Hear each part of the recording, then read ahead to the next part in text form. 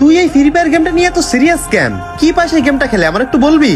এই free fire গেমটা নিয়ে আমার জীবনে একটা ইন্টারেস্টিং কাহিনী আছে, বললে কি আর আপনি শুনবেন? শুধু আমি না, সকল ফ্রি ফায়ার লাভাররা আজকে শুনবে, তুই বল।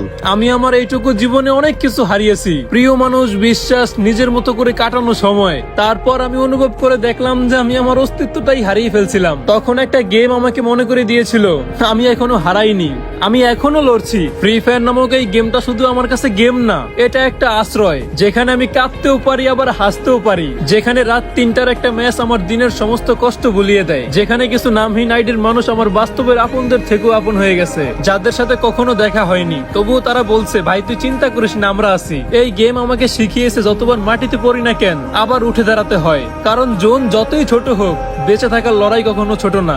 আমি জিততে চাই না সবার মতো, আমি শুধু চাই কেউ বলুক ভাই তুই একা না। ভালোবাসার মানুষগুলা তোমরা আসো তো আমার পাশে, কমেন্টে বইলা যেও।